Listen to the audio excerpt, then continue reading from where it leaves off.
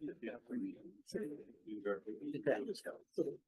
right, it's being 6 o'clock. We will go ahead and call this meeting of the RMLD Board of Commissioners to order.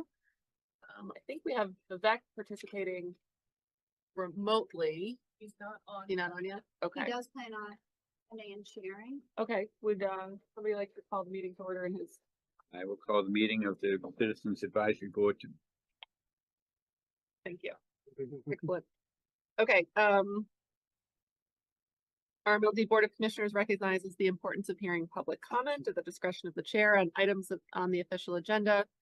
Do we have any members of the public? No. Okay.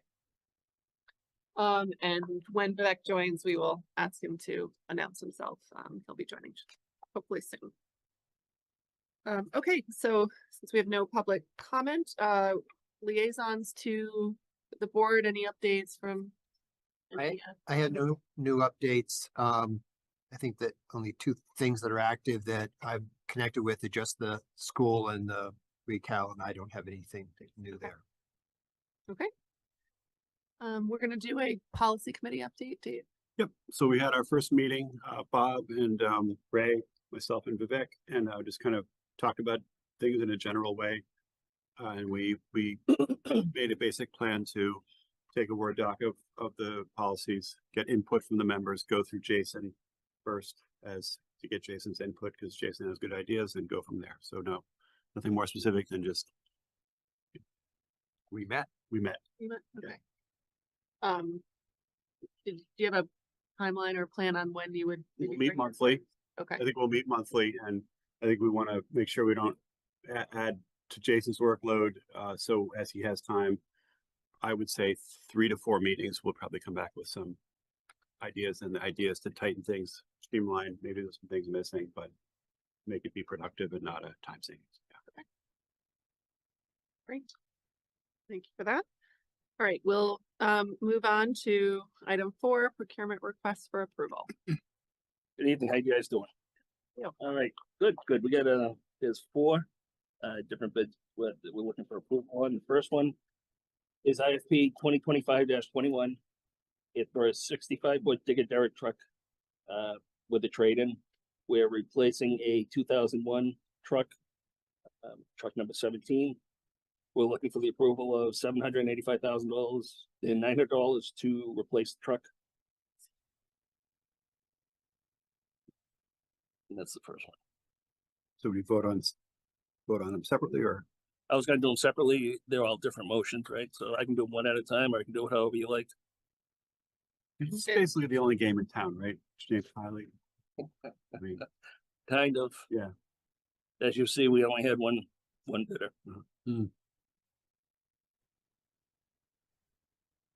Anybody want to read the motion? Thanks, Ray. Move that the proposal IFP 2025-21 for one 65-foot digger derrick truck with trade-in to be awarded to James A. Kiley Company for $785,900 and no cents pursuant to Master General Laws, Chapter 164, Section 56D on the recommendation of the General Manager. Yep. Thanks, Bob. Second. Any further discussion? All those in favor? Motion carries 0. Thank you. All right, the next one is IFP 2025-29. It's to replace a 50-foot digger derrick truck with trade-in. It's a smaller truck. The 65-footer is a tandem axle in the back. That's a heavy lift, long reach truck. This is one of our standard digger derrick trucks. It's going to replace a 2008 truck number 25. And we'd like to award it to Kylie for $513,746. Is the replacement what's being traded in? Yes. Yep. Truck 25 will be traded in. Move that proposal IFP 2025-29 for one 50-foot digger derrick truck with trade-in to be awarded to James A. Kiley Company for $513,746 and no cents pursuant to Master General Law, Chapter 164, Section 5060 on the recommendation of the general manager. Second. Thanks, Bob. All those in favor? Motion carries 5-0. Great, thank you. The next bid is for grounds and landscape services, IFB, 2026-01. It's a 3-year contract, and we are looking to award this to Pathfinder Tree Service LLC for $179,061. You can see it's a 3-year bid, and on the spreadsheet, there's a breakdown of per year price. There was 2 bidders, and it's going to our current bidder, Pathfinder Tree Service, as the lowest qualified bidder. They're the incumbent? Yes. Okay. Where are they located at? I'm not exactly sure. Chris would have known, but I didn't ask him for that information. This is for 3 years. 3 years, yep. And what is it? What's the scope other than this property? Substations, station 3, station 4, they take care of the weeds, the bushes, the right away at station 4, the old pole yard, the existing pole yard at station 3, a little bit of work around station 5 in these grounds. So anyway, we have property. Peter, jeez. What's that? Wall. Walpole, they said a Walpole. Well, thank That just came to me.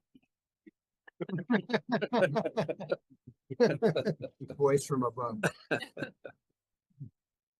Any other discussion? All those in favor? Uh, Oh, did we read? Read the motion. Sorry. Move that IFB 2026-01, first one of the year, for grounds and landscape services to be awarded to Pathfinder Tree Service LLC for $179,061.00 pursuant to Mass General Law 30B as the lowest responsive and responsible bidder on the recommendation of the general manager. Second. Second it. Thanks, Dave. All those in favor? 5-0. All right, thank you. Bid number 4, excuse me, RFQ 2026-14 with the Greater Boston Police Council. This is for the purchase of 2 sport utility vehicles off their state bidders list. The net delivered price will be $82,440 for 2 of these SUVs. We're looking for board approval for that. Is one of these going to be your general manager vehicle? Yes. The souped up one. Are these brand new cars? That's the one with the flames on the, behind the rear wheels. 22 rims, yeah. Are these brand new cars or used cars? Yes, new, brand new. But they're 2025s. I think, right? Somewhere. Not used. No, I know. Yeah. Model year. Presumably you get a good price on a previous model year.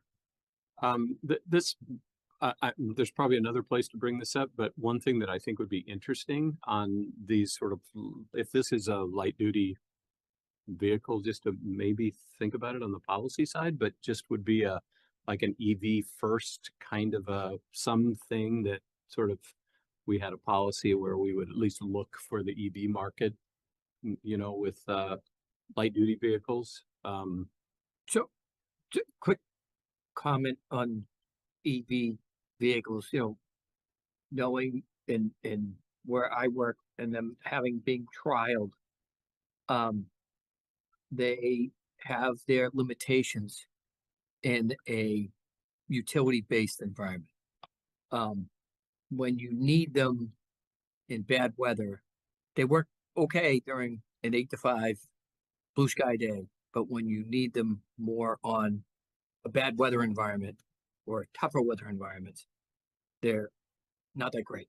Yeah. Oh, Well, straight up, I hate to say that, but And it's difficult for a power company that in a giant outage situation, not to have a vehicle to go out because it's an electric vehicle that you Sure. can't charge. Sure. Because they've tried them. Consider with a bucket hybrid. trucks. Yeah, I instead mean, or something. I understand all those things. And so that would be part of the evaluation, depending on which vehicle it is, and and maybe there's not that many LDVs that you're purchasing or that are part of the fleet, and maybe they all have to be sort of ready all the time, whatever. But Yeah, just a suggestion that, since we're talking about vehicles, What the other one for? Just curious. Full vehicle. In the budget, it was slated to replace two, Got so we are replacing two. Okay. So they're existing. Yep. Okay, Okay, any further discussion? move that RFQ 2026-14, the Greater Boston Police Council, two sport utility vehicles to be awarded to Liberty Chevrolet for the net delivered price of $82,440 pursuant to the Town of Reading's membership with the Greater Boston Police Council on the recommendation of the general manager. Second. All those in favor? All right, 5-0. Thank you very much. Thank you. Appreciate it. Thanks for taking the car, Jason. This is the first time the general manager has actually had a RMLD vehicle in a good long time. So it's good to know that you have your own vehicle. Also, I know you've been there for a bit, but just wanted to note that Vivek joined us as well. Thanks, Vivek. Thank Yeah, hi guys, sorry. Good. For joining. Glad to have you here.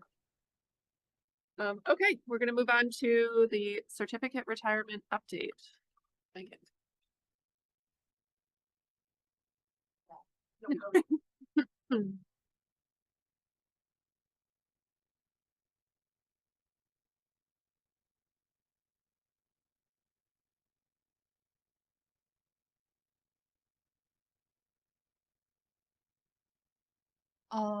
I guess this is to continue last month discussion, so we added some information, the request of the chair. It's, yeah. Oh, no. Oh, okay. So the first two slides were already presented actually the first one was already presented last time, so I'm not gonna repeat that. The second one was just because we're gonna do a comparison of what was the estimated additional cost of retiring. Instead of retiring 33%, we were gonna retire 55%. And the estimate at the beginning of 2024 was 69 cents on the average monthly bill. And then we did the new estimate of the actual bill increase in 2020 now that we have all the data for that year. The additional cost was $1. So if you look at the percentage, it's a high percentage, 45% increase from that estimate, even though the absolute dollar value is not a whole lot. And then we kind of applied that same percentage increase to look at 2026 certificate retirement, the additional cost. So the last row in this table is new information from last time. This is based on a 45% increase in that additional cost also. So for 60% retirement, we're gonna have an increase of about 10 cents per month in terms of the bill impact. Do you mean, you said 10 cents, but it was, the range is 20 to 30 cents per month? Yeah, so the 30 cents is if the actual additional cost is also 45% increase. If your estimate is off. Yeah. Mhm. And then the last one was also requested just to see the distribution of our customers, our 26,000 residential customers. Based on their usage, where would that bill impact be landing? So I would say a majority would be under $1 per month, that additional cost. And there's, looking at that, there's probably 20, the maximum we're seeing for some people like $4 to $5 per month. And as it goes down, it looks like 20% of the people that it's hard to tell. It doesn't give you the percentage, but obviously the great vast majority is, but probably say 20% of the customers will see an impact greater than $1. So the y-axis is the number of customers. So for $5, that's like 100, maybe. Maybe not, Probably or not even. 10. huh? Yeah, Maybe probably- 10. yeah, maybe like 10. Yeah. Yeah. Yeah, it seems like probably 90% of the customers are $2 or less impact.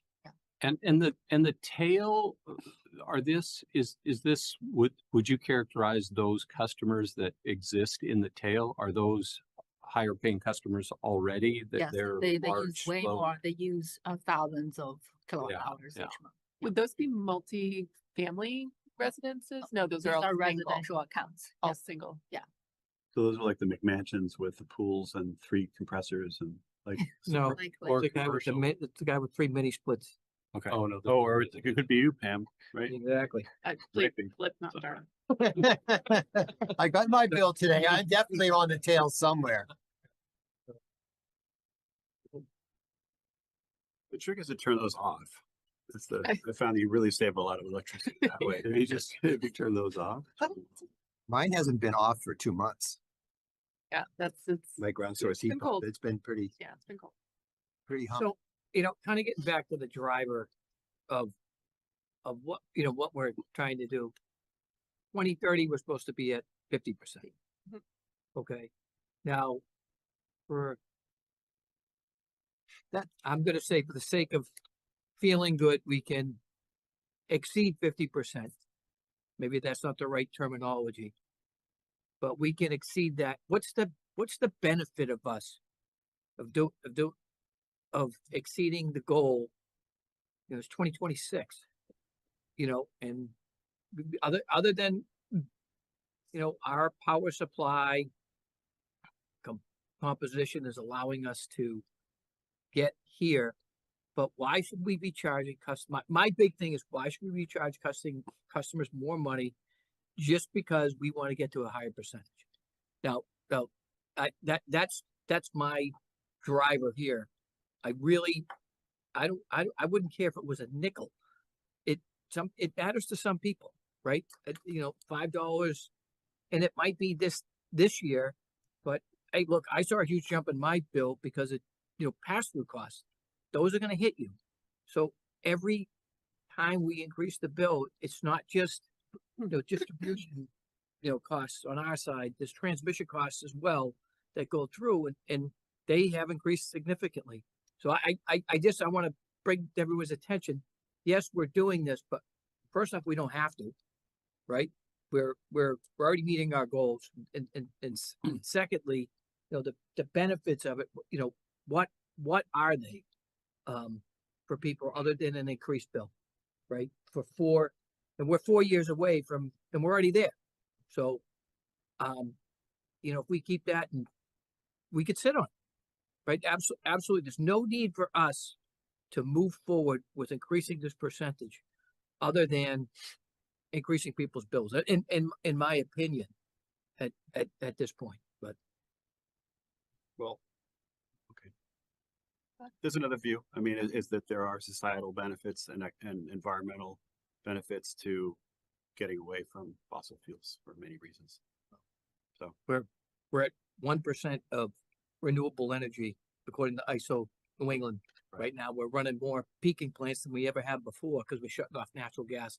Sometimes we really need to focus on. that's a good question, actually. That's a good one. It's, We have a couple of experts in the room, but if what you're saying is true, that would be good to unpack someday. If this is really a mirage because peakers are going on and they produce 10 or 100 right. X. It's true. I mean, But if- peakers have been more active almost for a straight month. Because then they're like 100x more emissions per, or Correct. something like that, per unit of energy. And so that would be an interesting question to get answered more thoroughly. I see Megan and Yeah. Bob's nodding sagely on this one. Yeah, so the So- EPA, actually the DEP would adjust the emissions rate each year. Yep. For all utilities in Massachusetts in order to do the inventory. I would suspect that will be reflected for this year's emissions rate, which is gonna happen in 2 years. Because there's a 2-year lag before they finally can determine what is the emissions rate. So In arrears, what the actual In arrears, emissions yes, was, yeah. including peakers, Yes, oh, everything. everything. So then that means this 55% is it's false and misleading, not false, but it's misleading, not for any, It's a different metric. That's how. not for anybody in this room, but just, we need the state to tell us if the peakers are now making it be more than that, net. Well, We need somebody to unpack that for us so we know what we're doing here. well, it's not, I mean, it's not a mirage in the sense that if you say, well, let's go to 45%, yeah, 55, you're still purchasing more renewable energy than Right. you would have for the same year, given whatever fuels we burned, than if we did 45%. Yep. So there is, you're still getting the carbon benefit, if that matters to you. You're still getting the carbon benefit of moving up the scale of percentages, no matter what the peakers are doing. It's being offset certainly by natural gas peaker plants, but the offset would, What's I mean, being we'd be said, if you don't mind my asking, what, the carbon, the absolute quantity of carbon that we are producing per year of electricity production. Vivek has his hand. Yeah. So, Bob, you make a really good point. I think, it's this discussion is good because we really have to say, the state has a mandate, we're exceeding it. But the question is, what do our customers care about? So as part of a customer survey, whatever that's going to be done, that's one piece of information. So it's more than just the board deciding what is important for the community. I mean, the board clearly provides guidance, but if there is a pull from the community, that should also be factored in. And if that can be explored as part of the survey, that would be useful because that's a good calibration. The other point is that one really needs to think about what is our power supply going to be going in the out years, right? Because it's the future contracts for renewable power that determine the number of credits you can earn. So I think somehow we should be, and I think, that's a point I think that Megan had made. And, that's when we look at this chart, it shows that when you get to higher numbers, you're having to deal with more expensive credits, right? So we need to be thinking about what customers want, and also we need to be thinking about what our power supply contracts are going to be, because that determines the shape of future years. So I'm not saying that's important for today's goals for this year, but it's something that we need to think about. And it's something that maybe it goes into the GM goal discussion, but I just want to mention that. Thank you. Thanks, Vivek. Okay, I think this is a relatively low-cost way to make a local impact. I think that's how we have to view it, that we're retiring renewable energy certificates within our service territory to try to make an impact on the amount of emissions that are out there. I think, like Vivek said, if we got into the next tier and we're starting to hit bigger numbers, or there's less low-cost RECs around for whatever reason in the future years, I think we'd have to relook at this, right? That's kind of like yeah. So to me, this is a relatively low-cost way to make a good local impact, and we just take it at face value and not really look at the big picture, because the picture's changing rapidly. And this was an extreme winter where a lot of extreme things happened. And that's why it wasn't just gas-fired peakers, it was really the oil-fired peakers that were making a big negative emissions impact. But they were needed because the lights were going to go out without them. I had a couple questions. The first one is just for clarity. The motion here is the retirement rate of 55%, which we are currently at 55%. Is that correct? Yes. So you're suggesting a motion to stay the course at 55%, or that's what this? With a That, motion that was the placeholder that could for be changed. then for Okay. discussion by the board. Okay, so we could possibly go up to 60%, for example. Second question is, have we ever explored any, like, I think the virtual power plant, or I mean, virtual power purchase agreements that are pretty far away? Are those reflected here in this graph on page 3? So virtual power plant, VPP, there are different definitions depending on who you talk to. Yeah, what I'm Most thinking, recently, the VPP is just a different name for demand response, which is different from this Yeah. power supply. yeah, what I'm thinking about is, so Cambridge recently, it's like a community solar project, but it's in Illinois. And it's much, much bigger. So they're able to buy those RECs because of their subscription or something like that. I guess I Yeah, just we wondered what that those with landscape, those PPAs. and those are reflected here on this. Yes, it's the same as the table, like all these certificates we have Those are all bundled into, are associated with a PPA, which means all the certificates are associated with the kilowatt hour that we buy. So we have not bought any certificate just for the sake of buying certificates.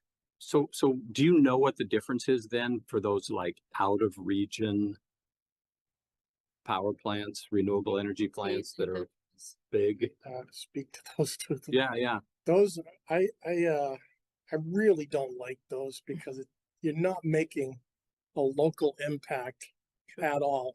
And that there's some risk involved with those because the way those virtual PPAs work is you're agreeing on a price for the output of the power. The price is above that, you could be paying more. If the prices goes higher, the thing could go out of business or whatever. It just, I think those could really fall apart really quickly, and you could be left holding like nothing or a big mess.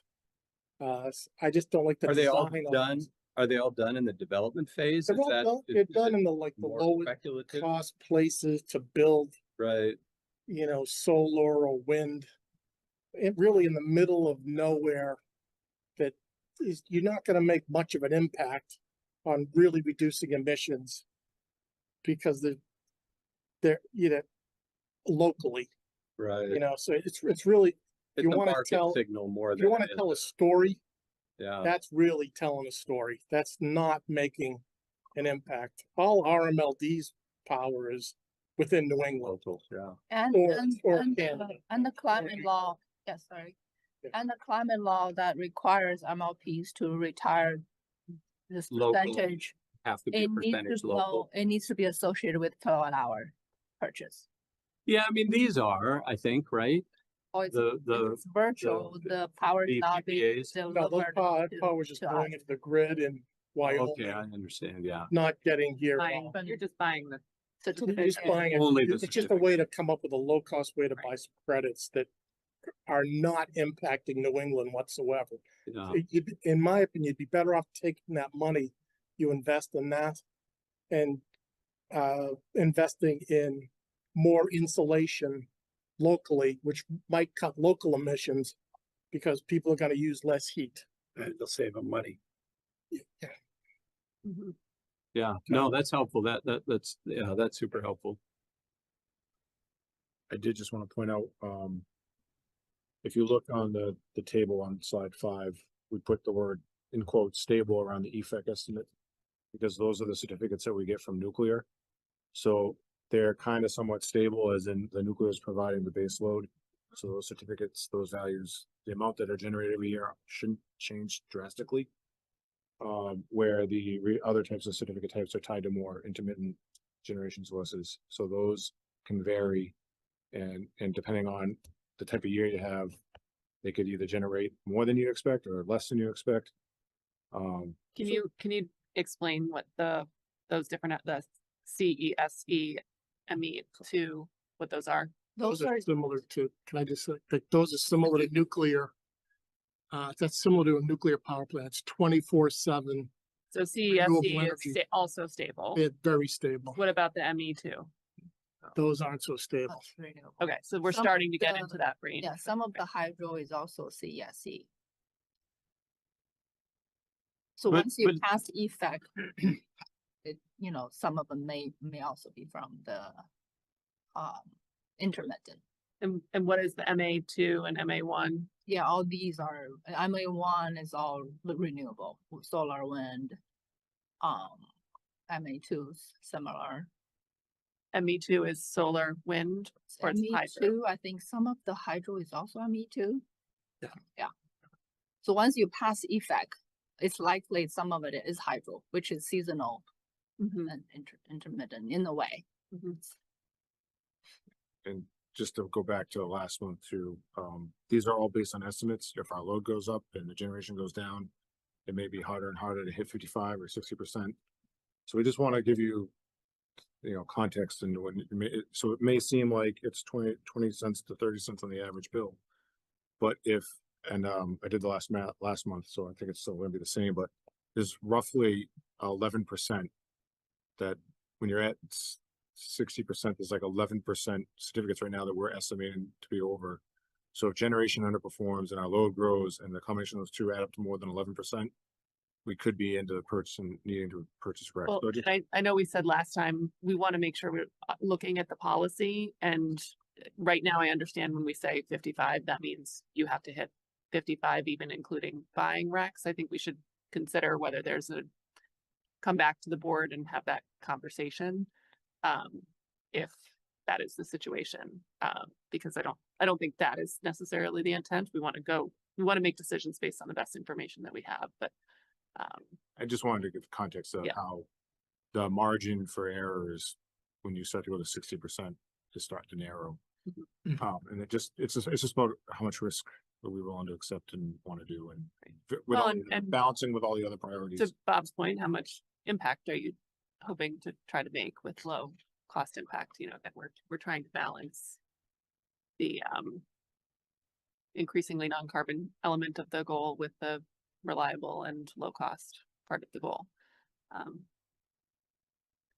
I would just like to say to Megan and team, thank you for putting this information together, because it really does help us consider the options. I feel strongly about continuing to make progress towards, and doing better than the state mandated goal. And it's good to see we have options to do small pieces at a very limited impact. I'd love to see us continuing to try to strive to, like, every year or two, making a little bit more of an incremental impact and a low cost. And the way we do that is continue to kind of take baby steps forward. But at the same time, totally recognize it's been a really challenging, particularly this winter time. And we do have to be sensitive to folks, the costs people are facing in a variety of ways. So you had put on the agenda to stay the course. Actually, I actually didn't specifically say 55%. I think there was just the idea was there was a placeholder here for discussion. So the question is if anybody wants to consider a vote for 60% or a different number. What would the average, what would that chart curve look like at 60? Did you already show it tonight? Well, that's essentially, yes, that's this page. Oh, that would be to go to 55 to That would be 60. 55 to 60. That would be the impact, and the average is somewhere between 20 and 30 cents. I'll make that suggested amendment that we take this, given a little bit, and go to the 60.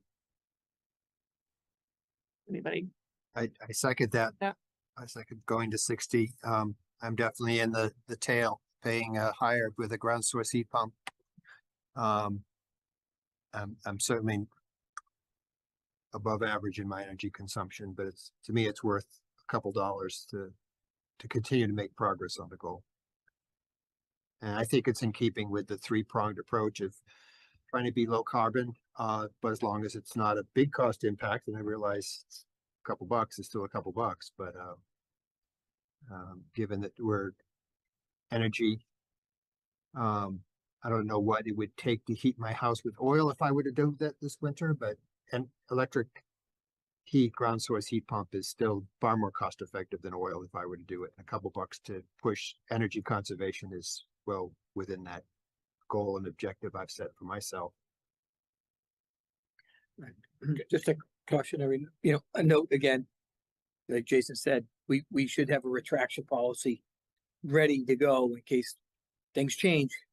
Things can, and anything can change, we know that can happen, so, And we can always do that. This is. yeah, I agree, and it's just, Yeah, I um, agree with that caution. but we When are would this ahead. go- Sorry, Bob, go ahead. No, good job. When would this go into effect?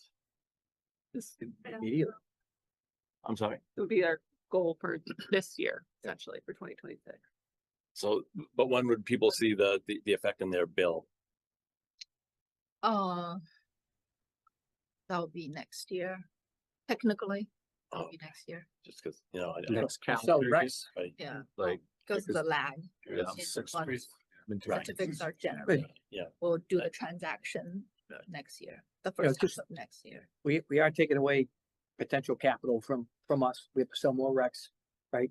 We can sit on them and make money from them, there's a couple things. I'm gonna say, but we are ahead. We're 4 years ahead. I appreciate everybody wanting to continue to steam forward, but I think we are forward. We're already there. I'd say stay the course. That would be my recommendation. I'd like to ask Bob Castle, what's your recommendation? I would agree with Bob. I think there could be other costs coming up. We're gonna see some big bills from this past few months. Capacity prices could be increasing very soon. So there could be more increases coming that we just don't know enough about yet.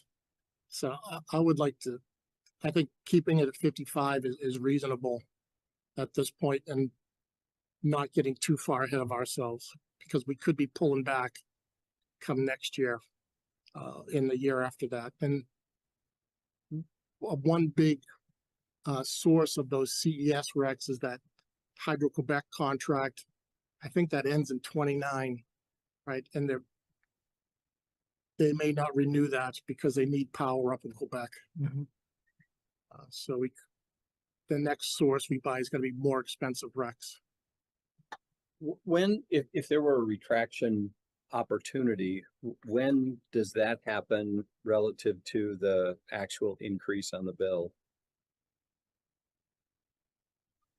I guess it depends on what you mean by retract. You're retracting for the next year, or you can't really go back. Once you settle on NEPO GIS, you can't go back. Okay, It's so just- then you just have to readjust the next year. You Yeah. could go back Yeah. down by a percent, Yeah. by some Which percentage. brings out the point I tried to make last time. I still don't think February is the best time to make this decision. I think for 2026 goal, we can really make a better decision next spring. By that time, we'll have at least 3/4 of 2026 certificate generation. We'll have a very good idea of whether we have enough to retire. So we won't run into that backtracking problem. So what you're saying, we would make this, like, let's pretend this is 2026 right now. We would make this decision now, spring of 27, For 2026. to know. We could do it, February of next year, but because, for this year, we got the Q3 2025 in January. So if you want to get 3/4 of 2026, you would have to wait till January of 2027. At least we'll get 3/4, so we can make a more informed decision about 2026. But right now, we have no idea about 2026. So we So should it's just all take speculation. Why is But this? I feel like we're always gonna be a year behind then, right? So, Well, but it's not really hurting anything by making the decision then, because we still have time to actually retire whatever you decide for us to retire. But you're so I making. know we more- didn't ask you this question, so you may not have the data, but Mhm, let's assume this conversation was about 2025. mhm. How would you, like, what would the options be for us right But now? I would be able to give you this table with more confidence. Mhm. I won't, hedge my answer so much like I'm doing right now for 2026. And what's the timing or what's your cash outlay for the recs? When do you pay? You pay monthly? Do you pay We pay every month every month? along with the energy. Okay. Yes. So it's Your more like we monthly don't bill. receive the Yes. proceeds from the sale. Or we receive, yes, we don't, yeah. We don't receive Mhm. the proceeds. Recs aren't Well, we minted Yeah. until like 3 Six- months in six- arrears. yeah, Yeah, 6 six to months 3 later. to 6 months in arrears. Yeah. So again, like I explained last month, this additional cost is actually just the opportunity cost. It's like the revenue we wouldn't be getting. And there is the delay of that getting that revenue, but still we're getting that dollar amount if we do sell them. And if we instead retire them, then we're not getting that additional revenue. Yeah, I was just wondering about the timing of our decision Mhm. versus the lost opportunity cost. That comes in arrears if we're deciding now on recs for this year, how our decision affects, the cash flow over this fiscal year.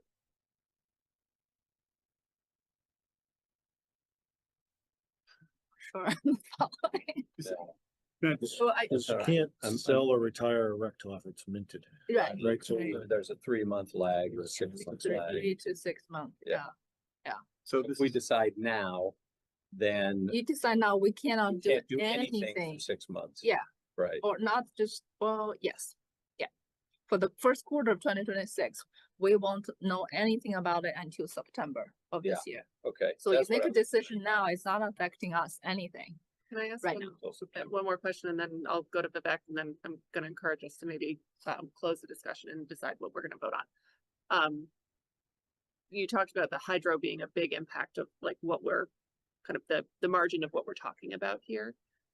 Would it be more appropriate for us, given that, to like revisit this conversation late spring when we understand what the hydro market situation is, supply situation is, and see if that changes things or gives us at least more confidence?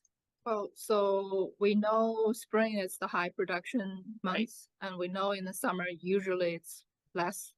Right. And the big uncertainty is in the fall, whether we're gonna have a drought or not. Oh, I thought it was the spring that was the big impact. Well, last year was the fall, where the hydro production was really low. Okay. So, Okay, so I guess my question was like, we are looking at a difference of like 0.2 and $0.3 per month. So it's like a 10-cent difference or like say a 30-cent difference from today's numbers. But the sense I'm getting from Jason and Megan is that there could be some hidden numbers that are much bigger than the 30 cents, right? Is that correct? There's risk. There's risk. Once Yes. it's hidden, it's more if we're estimating what we think is gonna get generated. So if that underperforms and then our load increases more than we think it's going for the year, and that overperforms, those two things together could make this where it's not 30 cents. It could be, we're potentially having to buy recs on the open market. Yeah, so Jason, so this 30 cents number, which is your high estimate, is really not a high estimate, right? It was, It's a high based on a certain assumption, but it's not based on the so, continued. Vivek, it's based on this. For the 2024 estimate, the actual was 45% increase in terms of the cost. So I applied 45% increase to the 20 cents. That's just I know, Megan, I know what you did, but when we're communicating, say, a 30-cent difference from today's policy, but actually saying there is a possibility for a much bigger shock than 30 cents, right? So the comparison should be today's policy versus something larger than 30 cents. That's what I'm hearing you say, right? I think the one piece that we're trying to articulate though related to that is, I know you mentioned again, Jason, there's the potential to have to buy recs. I think we want to have the opportunity to come back and have that conversation before that decision is made. understand that that's how the policy works today, but I think we'd want to revisit that. In other words, Yeah. meaning that even if we voted for 60, we could still, if the calamities hit, Throttle it back. we could still not decide, okay, we don't want to buy the rec to In- fill the gap. We could do that, It sounds like that's the desire. even if we do it to But go to we have to 60. figure out the mechanics of how that would actually work. So that you come to us and say, you know what, bad things happened and we got to buy. So do you still want us to buy and meet the 60? And we'd have a chance in the summer or the fall to decide again. Yes, I think it's up to you to decide how to make that happen, because the policy doesn't really talk about the percentage itself. And also doesn't talk about how you would make changes to the percentage. So it's not so much about changing the policy, goals itself, but rather the mechanics of how you might adjust. Well, just so I read it back to you, if we voted on 60 now and things happened where, oh, you have to actually buy something that you didn't think you had to buy before you did that at the relevant meeting, you come to us and I think the point is we might need to figure out the mechanics of how that would work and how to define the policy to feel certain that we don't put ourselves in a situation where we still have to buy the recs if we were to be in that situation. Like we would never have to buy them though, right? right now we would. It would have Based to. on the policy right now, they would have to buy them. 2023 So what I'm trying to articulate is that we could, if we can figure out the policy changes that are needed, then we may feel more confident that there's less risk in making these kinds of Meaning decisions. like policy as in our policy committee policy? Yes, exactly. Giving I knew more- that. I was more- just making sure that Bob understood. All right, well, given some of the uncertainty that I'm hearing around the table about where these numbers and when the recs will come in, I suggest tabling the decision on the certificate percentage to the fall of 2026, whether that's September or whatever fall of 2026 date we want to choose. And then we will have some information about the recs are going. We'll have some information about pass-through costs. We'll know about spring and we'll have an idea about fall. And then if we still feel comfortable that it's going to be 30 cents or less than 30 cents per average bill, then I certainly would support an increase. But I think there's just enough uncertainty not to make that decision now and come back to that in the fall of 2026. It'll also give us a chance to look at the policy and say, if we set a goal and that results in excessive costs, then the general manager and the IDC director will come back and say, this is causing us not to just retire recs that we own, but buy recs on the market. Is that what we want to do? Are you really sure, guys? And so we can look at that at a policy level and it'll give us time to do that. Or, and then I know we want to get off this, but do the 60 by April or May. We'll have our recommendations on policy that'll be hopefully voted on in June or July. And whatever we're going to do, we've done, including amending this to deal with this situation in time for fall, which I think we are all smart enough. Some of us are smart, not me, but others of us are smart enough to do by fall. I prefer to stay course. Okay. Yeah, I mean, I think what Ray suggests is an excellent idea. It gives us the chance to define what policy changes need to happen, and then we have a high level of confidence that what we're deciding on is not the same level of risk. I think we just doesn't feel like a normal year in terms of people's costs right now, and I think we just have to be extra cautious about that. And I think it's a good reminder, those that want to have 100% renewable bill can do it through the Renewable Energy Choice Program, and we commit to buying recs on their behalf if they want to do it on an individual basis. So it's not keeping any individual from investing in renewable energy if that's the way they want to go. And certainly we want to look at other ways in which a person could do a solar choice or other ways they might be able to take advantage of renewable energy, but we're not preventing that from happening. So This is just solar option too, right? Well, Residents? well, no, not right now. Oh, I thought there wasn't. With it, well, it was at one option. We don't have a way of managing that quite yet. What is Community it? solar. I thought there was a community. That is the solar choice. Yeah, Okay, that's the same. thing. the same. Got it. So Fully subscribed. can I just check, do we need to vote on this or can we table this for? Okay, Yes. okay, do we need to vote on tabling? No? No, I think you. All right. Okay, we're gonna table that. Through the fall, you table it to the That's fall. of okay with 2026. the- Fall of- we Table it, decided you need to table it purchasing to those the date. Yeah, at- so at let's- the end of the year, right? Yeah. Table it to fall 2026. let's put it in And that policy committee is gonna review policy 30 prior to. correct. Mm. Yes. Okay. Again, thank you so much to you and your team for putting it together. That's super helpful information. Thanks, Megan. Yep. Yeah. Thank you. Okay. Done. IT update.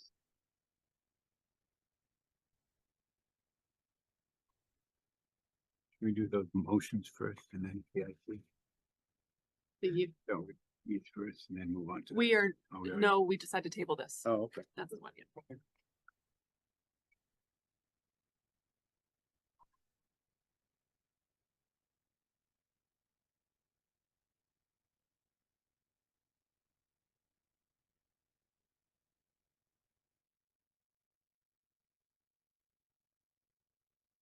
Everybody else set? Alright. Yep. So, this is just broken down into some of the 2025 IT accomplishments. Some of the items that are up for, that we plan to do in 2026, goals and objectives. And then it goes into, and you can review that part of it, the cybersecurity threat landscape assessment and what we're doing in RMLD to protect our environment and network. You can read that, if you'd like. If you have questions, you can just let me know. Under 2025 IT accomplishments, we designed a secure communications infrastructure to support the AMI project. The AMI project is the meter replacement throughout all the 4 towns. So there's a lot of communication that goes on in the back end. That all has to be secured and implemented to support all the new meters. We swapped out our phone system. We have an enterprise cloud-based telephone system. We get full menu. It's so nice. You don't have to actually have somebody record it. It's text to voice kind of stuff. It's nice. And that ended up having a net cost of 0 because we were able to retire 4 different systems that were kind of bolted together to make the one that we had. So that's been up and running, and we've had no problems that I'm aware of with it at all. We're expanding the SCADA communication infrastructure to support automation. That's part of engineering's ability to remotely control switching. Implement an enhanced AI-based email security system solution that goes above and beyond what comes with native with Microsoft Defender. Email and phishing is, I'm sure everyone's aware, continues to be a major threat to all organizations. They're getting better with the implementation, the use of AI. They're getting, you can tell just in the emails. Sometimes you get the emails, phishing emails, and it just seems like it's either machine generated or a person who's doing it's not a native English speaker. It's kind of choppy if you read it, and it's kind of easy to pick up, but they're getting much, much better, and they're getting harder to detect. IT staff has continued to be trained, advanced cybersecurity training for all of the people in IT. What we usually do is let somebody hopefully find an area of interest in cybersecurity. We discuss it, and if we agree, then they attend the training. That's part of the career development plan. It's something that I know Jason supports and RMLD has supported for quite some time. End user cybersecurity awareness training. This is really important. NERC SIP requires it once a year. We do it at least 4 times a year.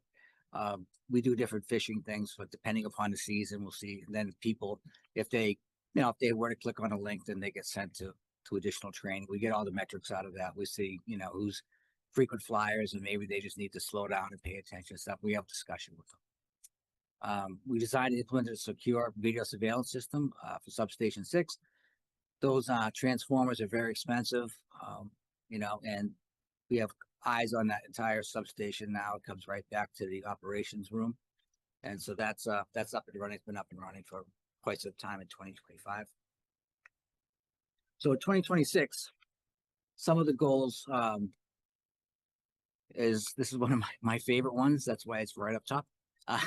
Replace our current CIS/ERP solution, at least, come to an agreement on a replacement, get the RFP out by the end of Q4, right? That's what we agree with. Translation on CIS ERP. Those letters mean what? Computer information system and Enterprise resource planning. right, resource planning, right? Okay. So that's I think everyone knows the name of what we use. support AMI implementation via infrastructure build out and collector configuration. That's going to be ongoing all through 2026 and 2027. In 2026, we're going to have our staff attend training on IA related cybersecurity. That's part of just staying up to date with as the threat landscape changes. And we're going to design a data and voice communications system to support Substation 6 that goes beyond the cameras. There's going to be there'll be voice out there. There'll be card access, the whole, just like we have in the rest of our substations. Every year, contribute annual NERC compliance evaluation. There's information that we have to provide. We have a company that helps us with that, but every year, you know, it has to be up to date. It has to be factual, right? You can't just say, "Oh yeah, we do that," and when we don't. So we do pretty well. We would like to continue doing so. And this is an ongoing thing to evaluate emerging technologies that may help advance RMLD's organizational goals, which includes cybersecurity, right? So we want to, you know, we find things that fit our environment for the size it is, that makes sense, and that's always changing. So we're not married to one solution or one vendor. If something comes along, it's better, then we'll make the move. That's it, and the rest, like I said, is more cybersecurity stuff. Can I just ask a question on the RFP again? So you're going to be selecting the technology, the ERP technology that you want to by the end of the year? Well, we're going to get the RFP out by the end of the year. My right? goal is to, as we'll talk about later, is Yeah. to award the RFP. Oh, it's the one. Okay, so you'll select, but not implement this year, just select Okay. the software. Gotcha. So that'll take. That'll be. Is there any like end of life date for the current? I think you're already past. Yeah, support of something. there is, and I think they moved it. They're supporting it, but they're not giving any additional patches for the current. Right. Some of the current stuff. I don't want to go too much into the public. Are there any questions on any of the other content that John put together? I just said, like, what are some of the emerging technologies that you're? Well, one of them would be a good example would be the AI-based email security. Defender is pretty good, but they're getting around Defender. They're getting around MFA. It wasn't that long ago. MFA was the end all be all. You had MFA, you're good to go. You know, now they have phishing scams. They're getting by the two-factor. So that's that comes out. Really, it's more that type of technology is the latest. I would say is AI based. You know, we have all the standard kind of stuff that we can talk about in executive session, or something you can just email and ask me. But it is definitely changing. If you looked at the logs and stuff, it's all day, every day. Anything that's, you know, they just keep trying and trying and trying and trying. Denial of service. They just keep, you know, looking, just running, you know, like a password generation. They just hit the firewall, hit the VPN. They're just always trying to get in all day long. So, and it's still the primary way they get in is still phishing. So we're, you know, they don't have to be. We help them sometimes. You know, I mean, not we in general being users, not necessarily RMLD, but we, you know, we've had some, and we have a plan to address it when they come up, and you know, to contain them, to remediate them, and educate the users, and hopefully they won't become frequent flyers. Vivek had a question. Go Yeah. ahead, Vivek. Yeah, thanks, Pam. So John, thank you. What is the time frame for the complete implementation of AMI? So it's a two-part question. So that's my first question. And the second question is, you know, when do you think would be appropriate to start evaluating software for engaging customers to, you know, help reduce their loads or something like that? Because right now that's we are hoping that the AMI would help us do that. But, you know, there would be certain IT solutions that people have. And so what is the timing for completion of the full rollout? And then when do you think it would be appropriate for you to evaluate technologies, like your last bullet? So I can really only comment on the Jason can talk to the meters themselves, but for the infrastructure, we're at about 40% there now. You know, so I would think probably 90 or better % by the end of this year. So that'll be the infrastructure to support the meters. We can't roll meters out with no communication in place. So, that would be my comment on that. So sometime into 2027 also, you'll still be rolling it out, right? Because yeah. you need to be at 100% before you start doing something for customers. Yeah, so the meter replacement's different. To replace 32,000 meters, give or take, that's at least, that's all of this year and probably most of next year, maybe even a little bit more than that, depending on how things break with weather and, Okay. the So work. you could go into next year to evaluate stuff. Okay, thank you. Any other questions? Thanks, Tom. I'm sorry. So a customer who wants to manage their home usage, there's a third-party application that they use themselves that draws on information outside of RMLD's world. Is that correct? Is that the home? You're talking about the AMI system? Are you talking about connected homes? Connected homes. Yeah, connected that- homes is where they can enroll and then a third party can control like the thermostat. That's kind of like outside RMLD. That's what the customer, an app the customer uses to manage it draws data from Yeah, it's a RMLD? program that's run by MWork that RMLD has subscribed to through MWork. Not exactly see exactly how it works of what MWork's doing, or if, I believe it is a third party that's using all that to do that, but But that's separate from what John's doing in terms of the RMLD yeah, so the network he's talking about is just for meter data to get back to us, right? Right.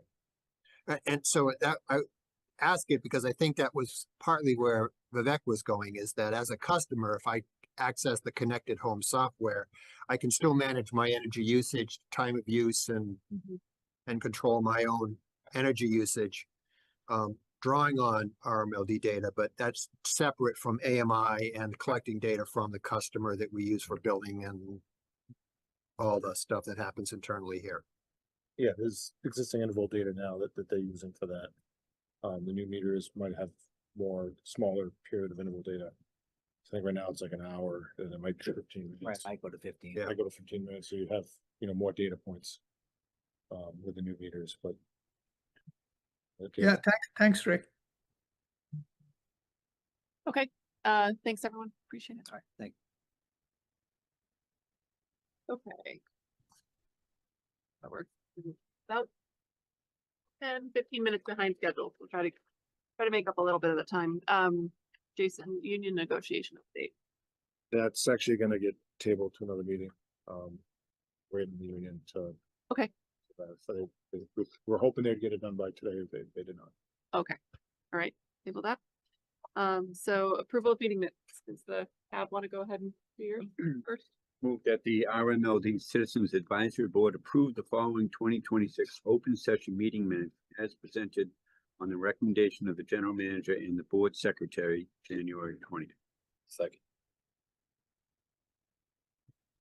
I guess we need a roll call vote, right? So, Yes. so Tim, you're chairing, right? I'm sorry, I was late. Charlie Papa's aye. Charlie Ragusa, Bob Castle, aye. Vivek Soni, aye. And anybody want to read? Sure. I'll go. Okay. All right, yeah. Move that the RMLD Board of Commissioners approve the following 2025-26 open session meeting minutes as presented on the recommendation of the general manager and board secretary for the dates December 29th and January 20th. I'll second that. Any discussion? All those in favor? Motion carries 5-0. Training and travel report. Oh, this is the MMA update. So Ray, Yeah, Dave, did it get in here? attachment 6.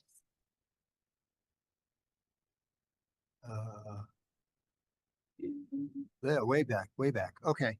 So, David and I went to the MMA Connect 351 conference. MMA stands for Massachusetts Municipal Association. So it is all of the officials that make up a municipal government. And we are by definition town charter representatives of the town, which have this specific role. And we went as town of Reading representatives. One of the main goals of that meeting was to actually attend a Municipal Light Commissioners Association session, which was scheduled as a part of that conference. It was a chance for commissioners to get together and say hi to each other and see each other. We've done that at NEPA when we've been up there. It's a chance to kind of meet in this setting, the MMA setting. It offered the advantage of seeing vendors that were present on the exhibit floor and talk to some people that provide energy services to various towns and municipal light companies, as well as attend some of the sessions if you wanted to, that other speakers had about goals for the community. But the session that MLCA session specifically, as it is in the attachment, is the goal was to extract from those present what topics were things that the MLCA wanted to give back to those commissioners that are part of it. The goal of MLCA is to be able to bring commissioners up to speed on topics that they may need to address within their own light districts. So it's not setting Reading policy, it's educating us, the commissioners in RMLD or whatever municipal light company, about topics that are coming up, so that when we come back and have discussion in our respective light departments, we speak from an educated point of view. And so a number of things were brought up, and I roughly grouped them into various colored sections that might represent a theme or policy or topic. I won't go into the specific list, that they're there for you to look at. At the bottom of the next page, we've set aside some dates for meetings: March 26th, April 30th, May 28th, and June 25th, as times where we might address some of those topics. And some of the ones that have come to the surface are MREC financing and how can they finance an MLP project, legislative updates, portable solar, and then Commissioner 101, what does it mean to be a municipal light commissioner? So those are, I don't think we paired those dates with those topics, but certainly among the things that have come to the surface of things for commissioners to talk about. So I think overall it was successful in terms of getting some feedback on topics and helped us plan for future meetings. So thank you for supporting our effort in doing that. And as these meeting dates come up, I'll update the board on what the topic is, and you're welcome to attend, as is the cab. Thanks, Ray. Great, thanks for attending, and looks like a really good set of topics for meetings coming up. Okay. Moving on to the GM goals discussion.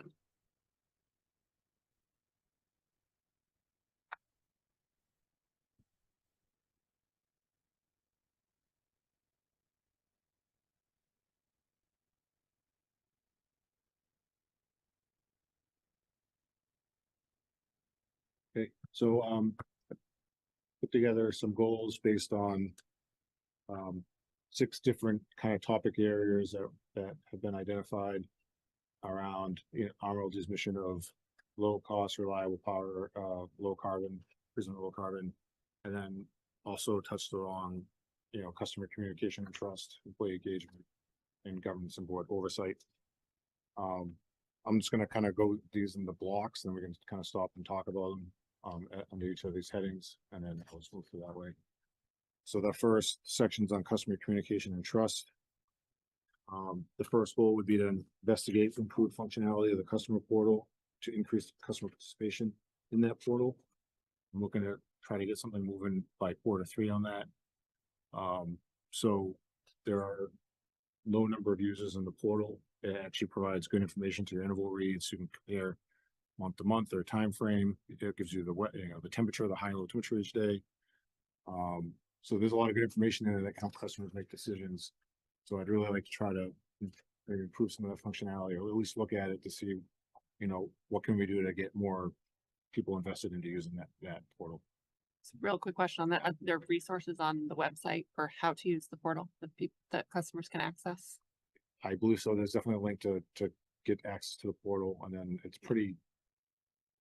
I think it's pretty self-explanatory if you've gone on any online bill pays, except that to do this, to do the bill functionality, you have to click a link in there and then sign into your Invoice Cloud account. Right. So I think that's one of the things that might be holding some people back from using it, is it's not necessarily streamlined in that regard. So I do want to take a look at that. And see what it would take to maybe bring that functionality in. So there's that, and then we're gonna look at we're gonna take a big comprehensive review to refine the RMLD's calendar year 27 capital and operating budget process and implement any improvements that we find. As you guys have sat through, it's usually takes about 2 meetings. I know a couple years ago there was a change made to look at carryover versus the year when it comes to budgeting and what's approved. I just want to look at that to see if there's a way to improve how that looks and feels, so that it's easier and to, put out the information for everybody to review and know what's happening without hopefully having to ask a lot of questions around, what's exactly approved for spend this year versus last year, what was spent last year, just look at that whole process. I know it starts around July and takes a few months. So just looking at, the timing of things and how, the process itself, and just seeing if there's anything we do to streamline that and improve that. We're gonna also look at all the customer programs and make some enhancements.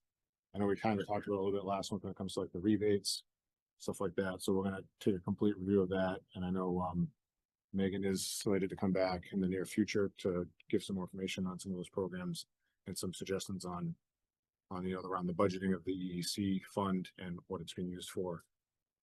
And we're gonna take a close look at that and try to make enhancements on that. And then the website, as you know, we went to a new website towards the end of 25. And so at first, a lot of time was spent just getting all the information off the old site into the new site and into some buckets. I know Vivek had some comments recently about where things are stored and moving around. So we're going to take now that all the data is there and the site's up and running, we're going to take a look at that and functionality and see if we can improve ways to communicate information to the customers and streamline a little bit more now that it's over to the new site. Any questions on any of those? It's a lot. So ambitious. Yeah. Those first 4 is a lot, Yes.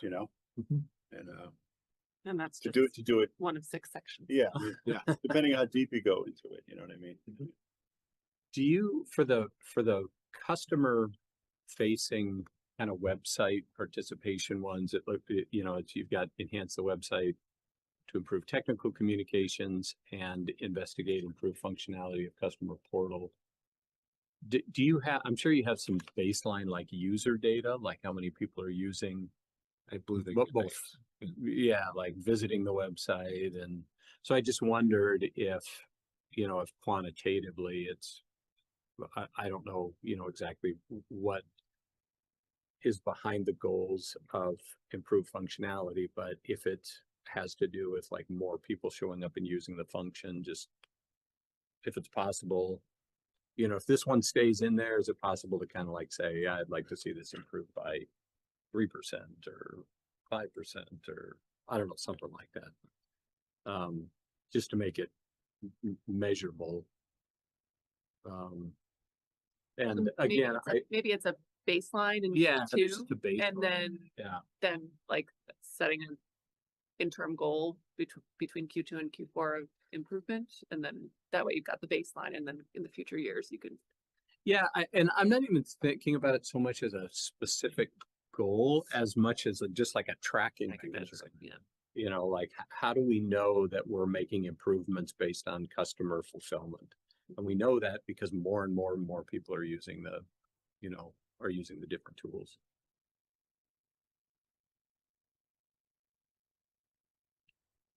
I did have one more question, just a quick one. This is kind of off topic, but I'm just curious. On the customer programs part, is the utility allowed to do its own like on-bill financing of some of those programs? Yeah, I know you have the rebates, but if they don't cover the full cost, is RMLD allowed to do on-bill financing for some remaining portion? Do you know? That I don't know. I do know one of the programs right now is the interest-free loan.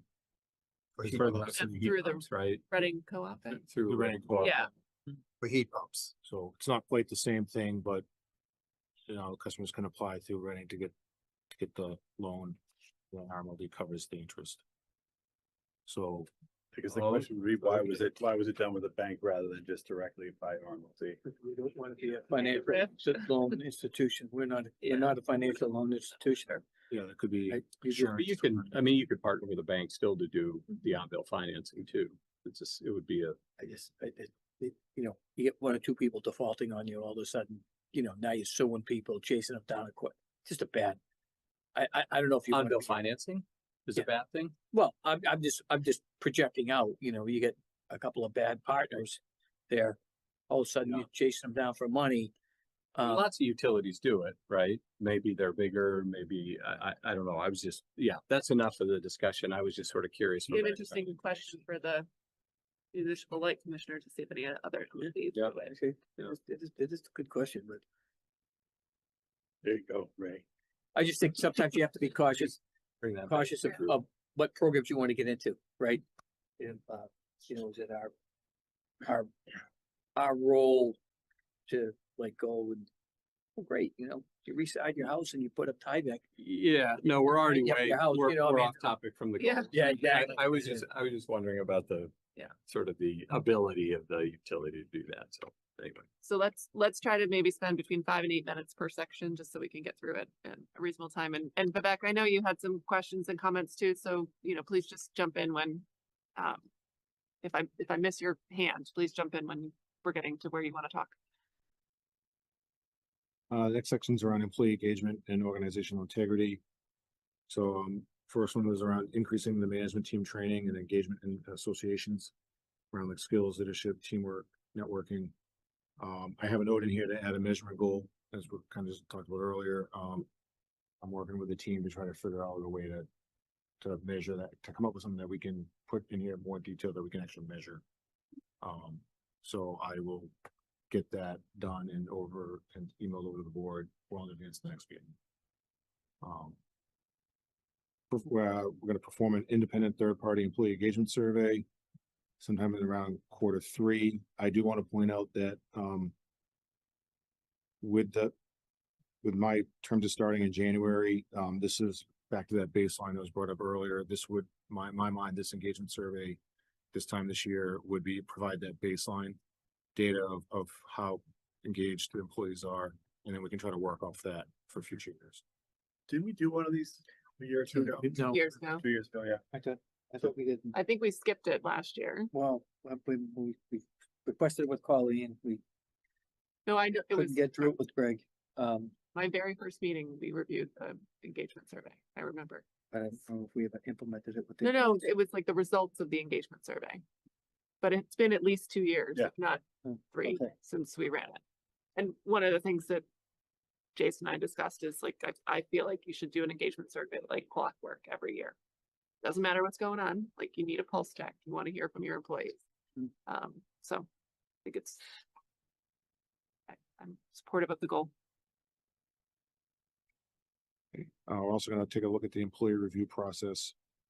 And around the communication of that, and then implement any improvements we can find to that process. To make sure that we're consistent in applying our reviews across the organization, and that we're effectively communicating the results of those reviews. So that employees understand where they are. When they With get the their performance review process. performance review Yeah. process, yeah. And then, also while we're doing all this, we're gonna try to, I'm gonna look to assess and try to determine some immediate needs for the organization around resources. And then make sure that we incorporate some of that into the calendar year 2027 budget process to make sure that if if we have to change, move positions or increase positions or something like that, that for needs that we take care of in the budget process. That's the, that section. Any feedback, questions on that? I have a question on the first section. Can I go back there? You want the capital and operating budget?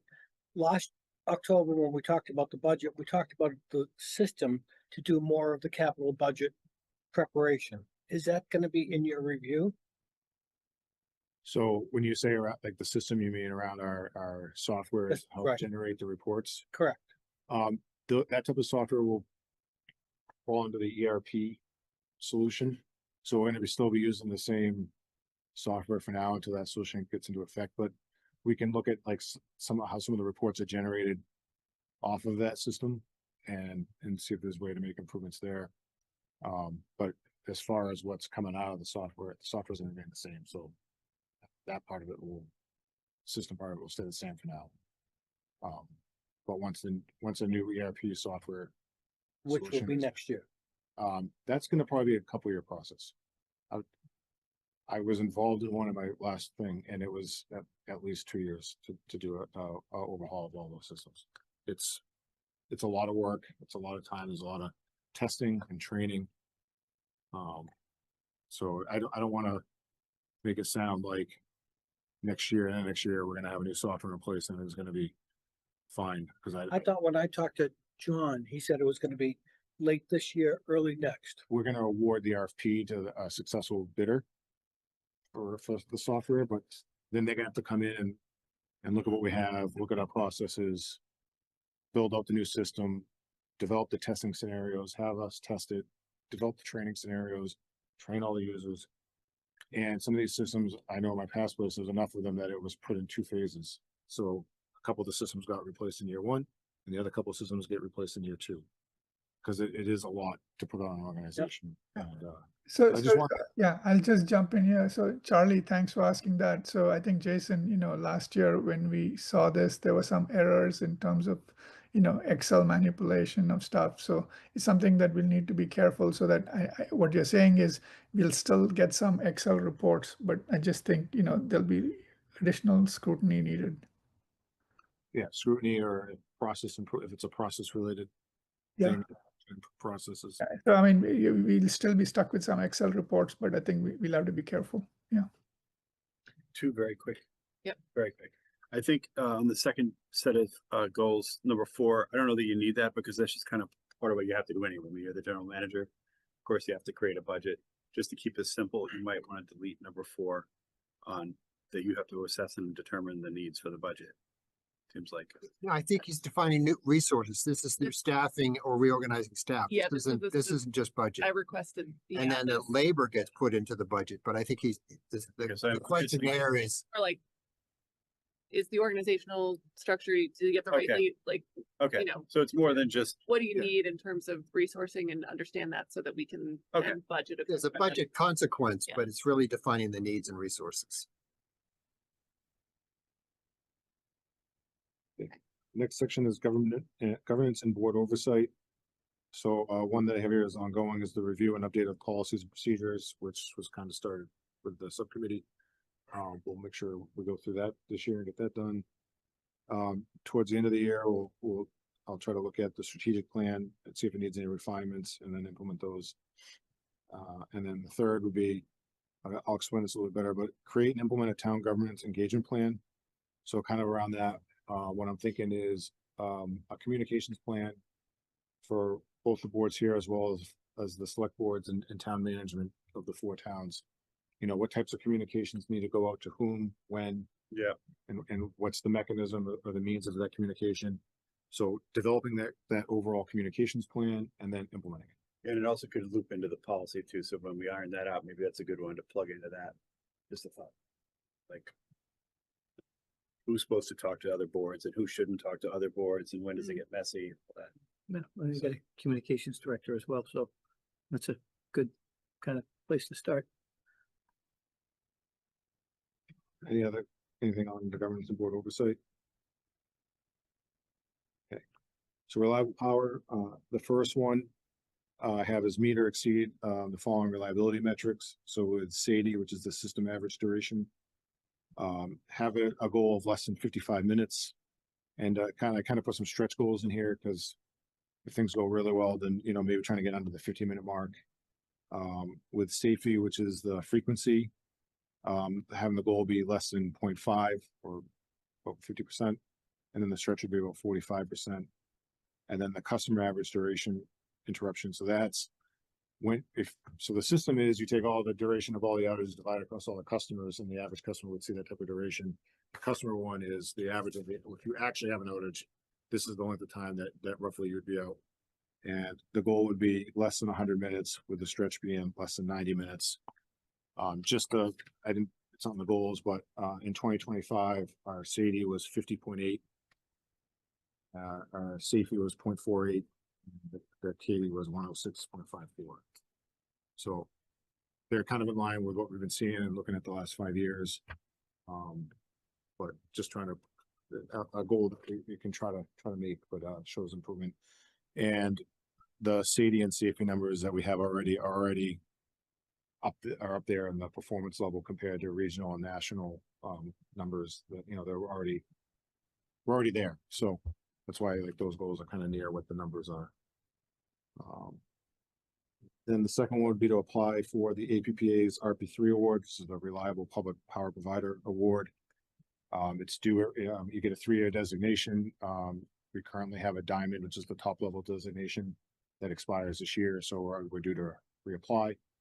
And that judges where we are in 4 areas of reliability, safety, workforce development, and system improvement. And it's when you apply, there's a bunch of questions in each of those 4 sections that are around best business practices in those 4 areas. And so if you're doing well and get a high score, that means you're doing all the best business practices across the 4 areas, which means you're a healthy, reliable company. So I just wanted to give a little more definition to that goal and why it's important. Quick question about that. Yeah. Do all MLPs apply for these APPA awards? Do all 40? Do you guys know? Not all, but quite a few of them do, yes. Because we pay to be members of APPA. Yes, I would say, I can't say with 100% certainty, but I'd probably say 99 to 100% of MLPs in Massachusetts belong to APPA. I'm pretty sure it's 100%, but not all of them apply for different reasons. Some apply to some, not others. Associated with it, right? Yes. So you have to have some procedures in place for the RP3. You have to provide documentation. It is a heavy lot of work. It's a lot of work to apply and maintain that designation. But so all I'm saying is, personally, it does not matter to me if you put in for that and we get something back from APPA, knowing that you're hitting these other goals. Personally, I don't see the need to go through the exercise. It doesn't, but others may feel otherwise. I would say it validates that the practices that you follow as a utility are meeting industry best practice, and you're either meeting or exceeding them, and you're heading in the right direction. So it's benchmarking yourself. Benchmark. Yeah. So I have a question that with the outage goals and whatnot, something that's near and dear to my heart is that Wilmington doesn't set their own.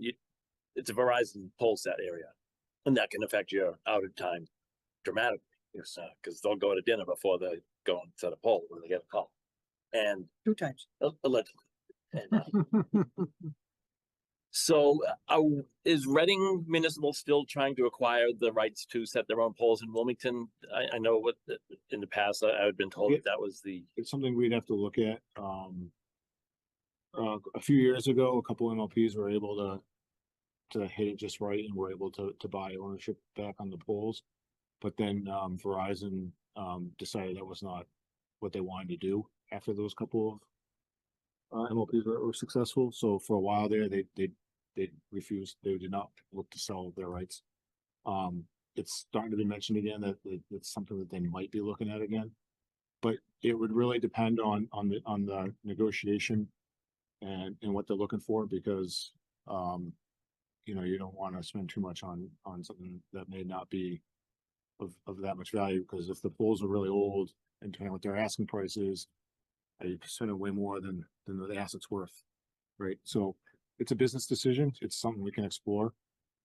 I just didn't know if it was something that was currently in the works, or not, because, somebody told me that they were in negotiations, but that was, I have a not little heard while that, but I ago, can so. ask my staff, because that was something. Full disclosure, I was here when I worked for Verizon regarding the sale of the poles from Verizon to Reading Light, and the cost was prohibitive. That's why it didn't move forward. That was and that's- 10+ years ago. So, yeah, yeah. That's understandable. Yeah, I just it didn't know was- where it stood. yeah. So some major utilities have negotiated, National Grid has, Eversource has not.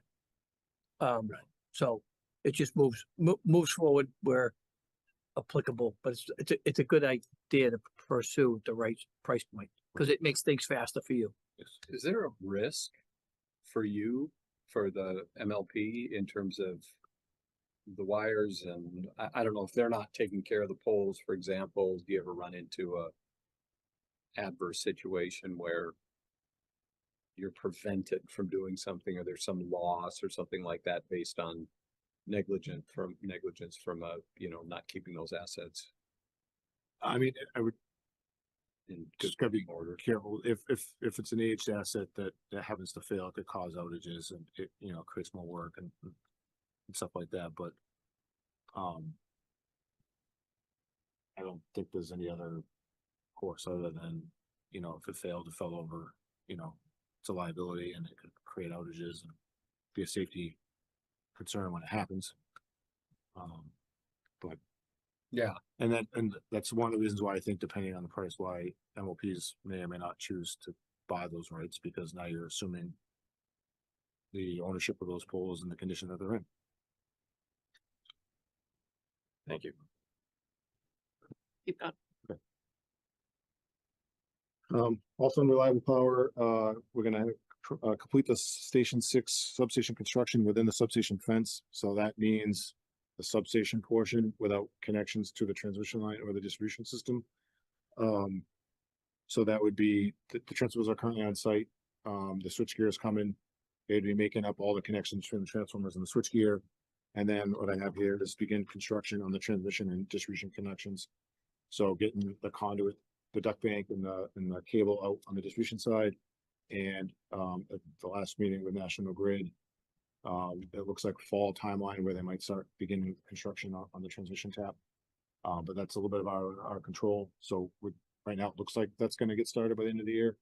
But we're going to focus on what we can control, which is everything internal to the fence and getting the distribution out to the street. And then the last goal in this area is we're going to complete the AMI meter communication infrastructure. So that's getting the communication network up by the end of the year, and then replacing 40% of the meters by the end of the year. With the thought that that goes really well, and having a full year to do meter replacements next year, that hopefully the remaining 60% could be done next year.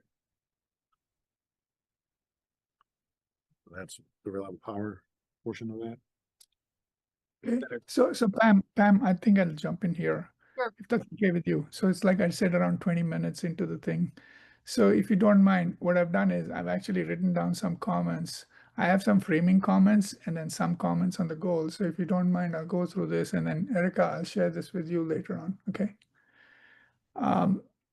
So in terms of the framing comments, it's nice to see the goal setting and review process involving the CAB for input. It's also good to see the framework for goals is based on the contract work that the CAB was involved with for the GM selection. So it's nice to see that, there's good consistency in what we're doing as an organization. We are also looking forward to the CAB participation on the GM review and goal setting committee that will meet towards the end of the year for reviewing the performance of RMLD and the GM.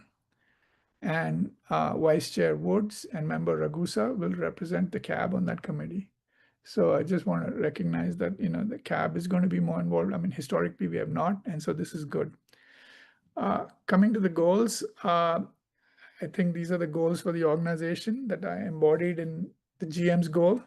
So I start off with the mission, and then saying, reliability, low cost, and increasing non-carbon power. That's the mission.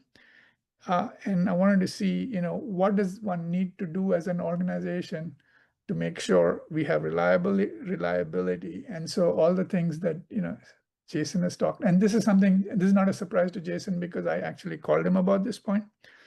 When we talk about reliability, one needs to think about people also. We need to make sure people are well trained and actively engaged. So there needs to be some way of incorporating that. There needs to be something around processes that, we have safe and reliable power production and supply, and also infrastructure, capability and secure.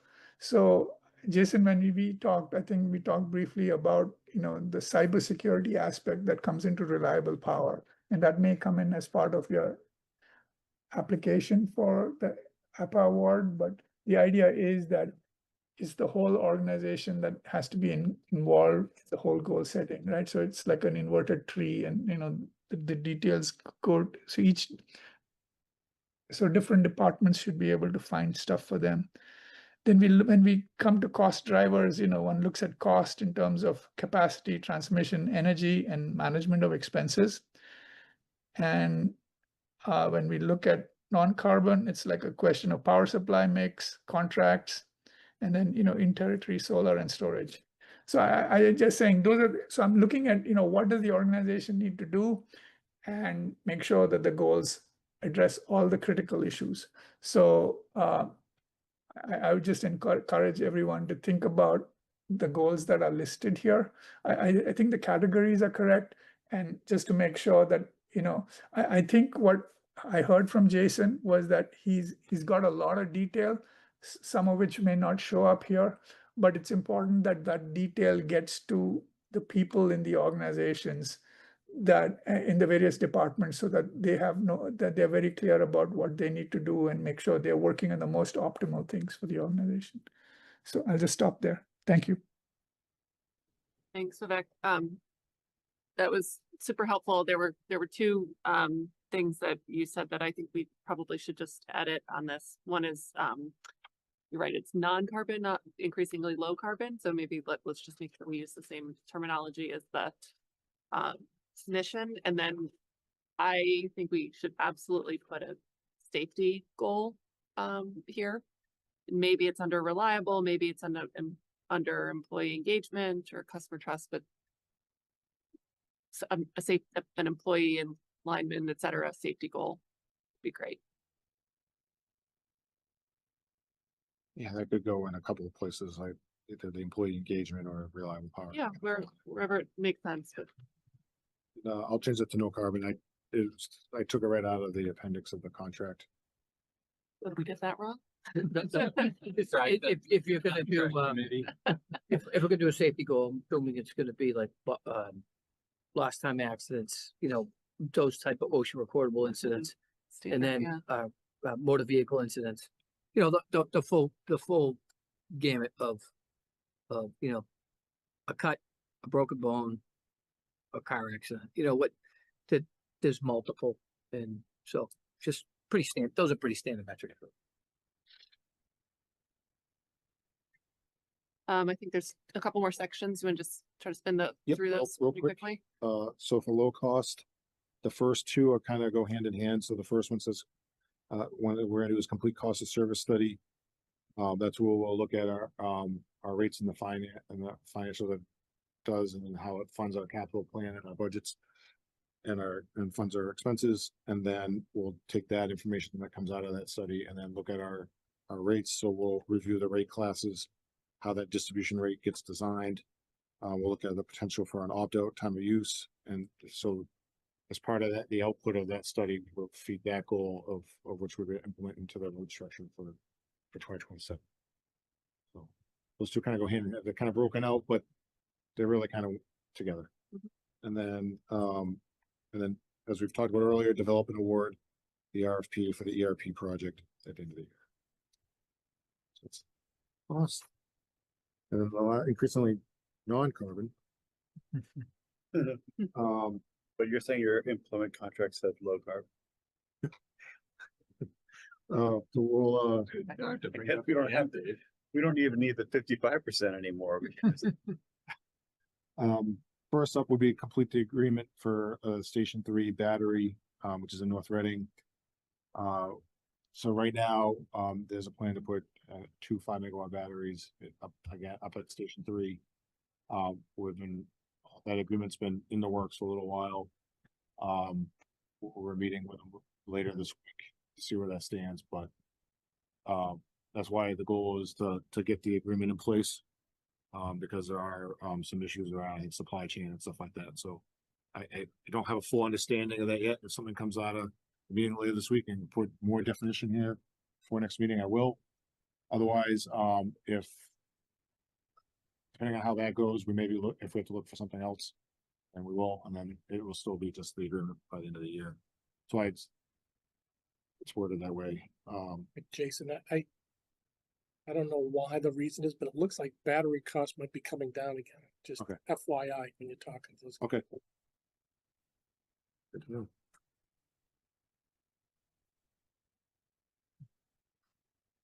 On this section, I see the increased engagement in renewable choice and peak demand response.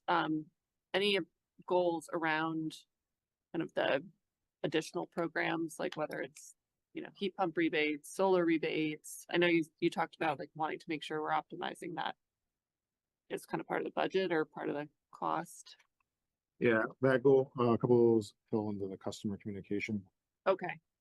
The review their programs and make enhancements. I get, this could have fallen there or here. Yeah. Where it helps, with the increasingly non-carbon. So, you know, it's hard to control. You can't really control people getting into these programs, so that's why we termed engagement. So we're gonna put an effort in to engage in the customers, and I'm still working what that measure would look like to determine that. But getting customers more engaged in those programs, even if they don't participate, or whether it's having more information sessions, getting out, or whatever we need to do to try to increase the engagement in those two programs. That's where we're gonna try to put the metric around for that one. And then the last one was around, so APPA also does a smart energy provider, where that does look at all your customer programs, your rebates, et cetera, and then you can get certified in that program that you are working towards lower non-carbon goals and reducing usage. So we just want to, and we have, to my knowledge, we have not applied for that yet, historically. So that'd be a new designation. This concept is sort of a carryover, and I don't know how it'll apply to you. But in territory generation, and I guess my thought about implementing that is looking at the land area that we have that's not roof area in this Killam School or the Recal that's close geographically. Is there any ways to leverage that into a solar park or feed into the solar choice program? I'm not quite sure I know what I'm advocating, short of my vision of have RMLD own the parking lots and the power generated from raised panels over parking lots. I realize that's a very expensive proposition to do it because of the cost of the supports, but I don't know. I just think we don't want to lose the concept of finding places where we can gain increased solar generation. That means finding places where there's area that we can put solar panels up, and that's not a lot of available free space. So that means being creative on where we can find it.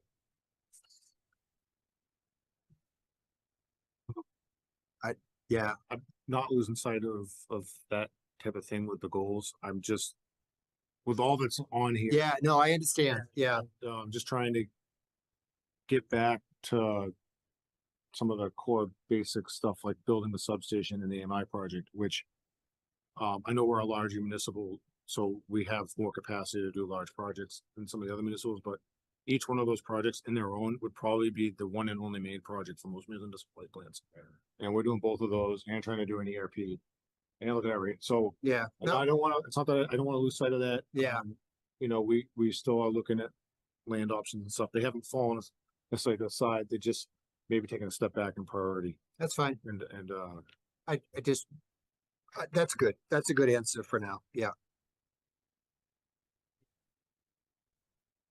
I mean, a simple thing is to remove the cap on how much people can get a rebate for, right? I mean, I think they're capped at 1,000 kilowatt, something like that, 1,000.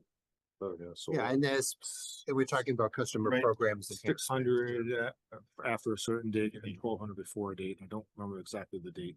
So, I mean, a simple fix could be to just not have such a constraint on how big of a rooftop a warehouse can put solar, like lift that and then we could get more solar capacity on roofs by lifting that. That's all.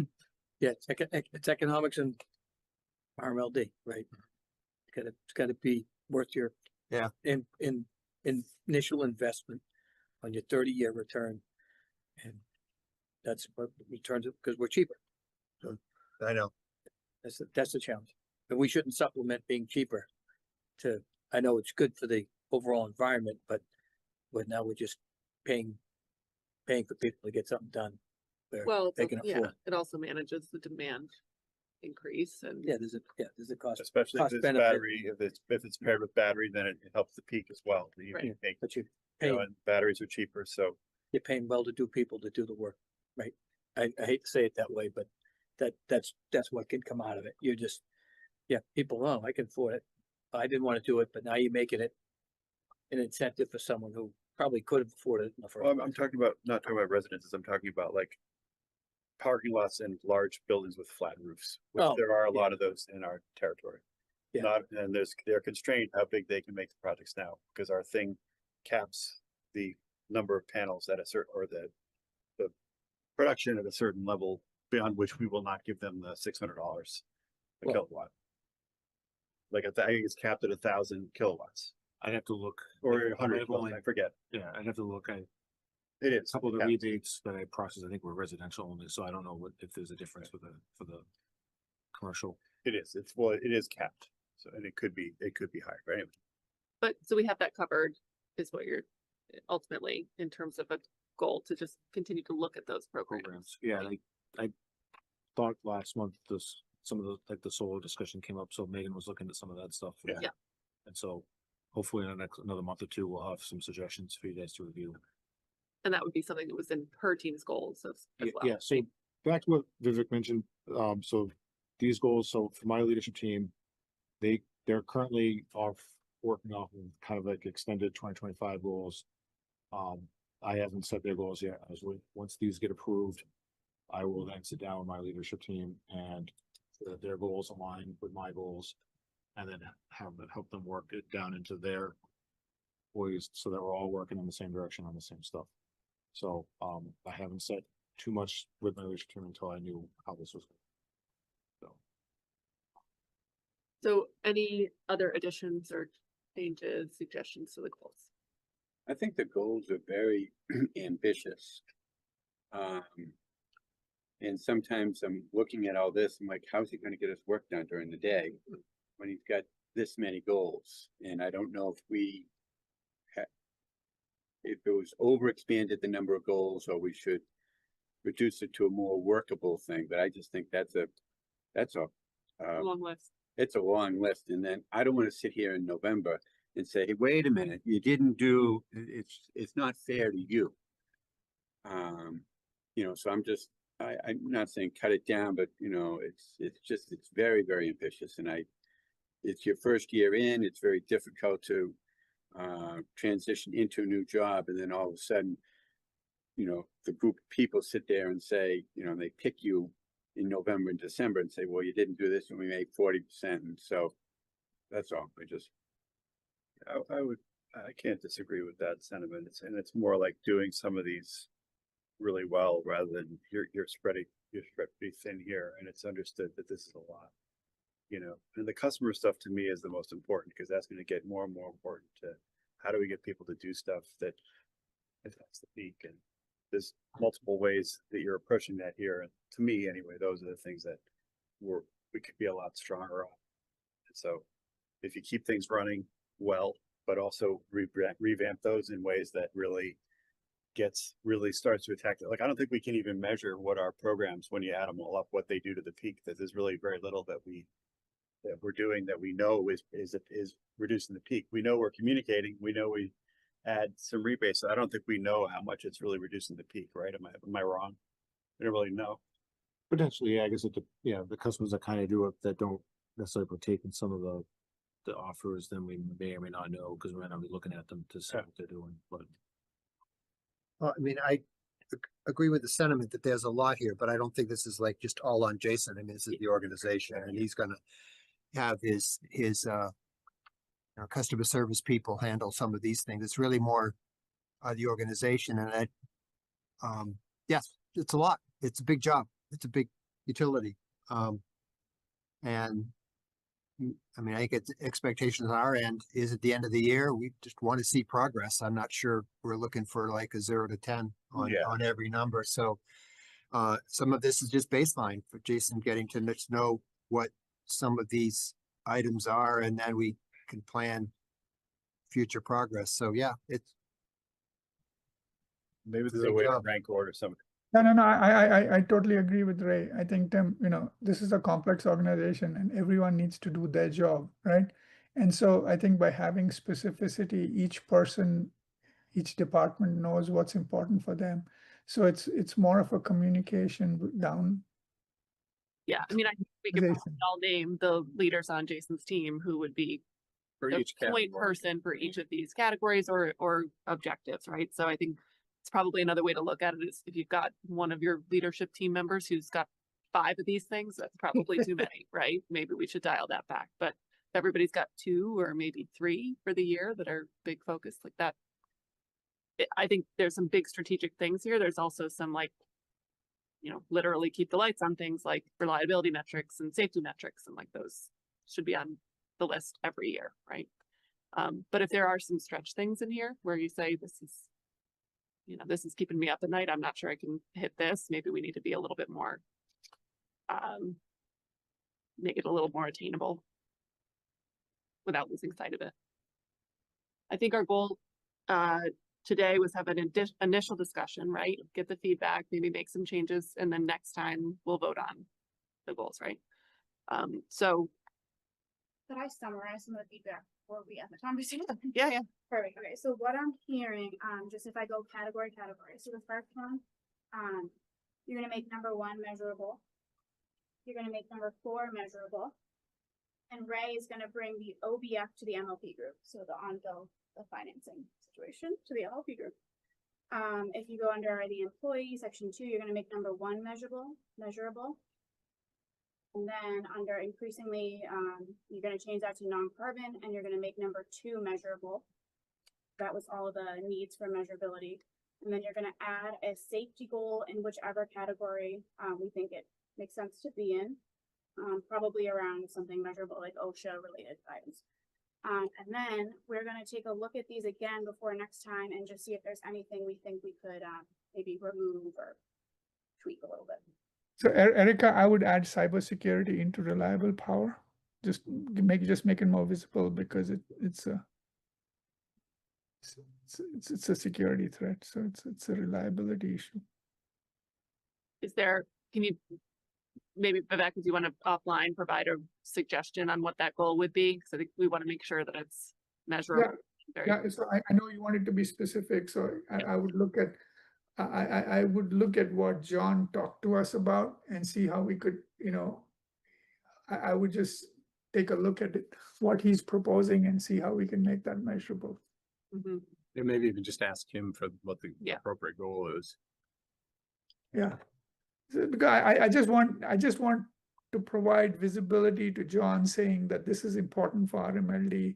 What you're doing is important. So yeah.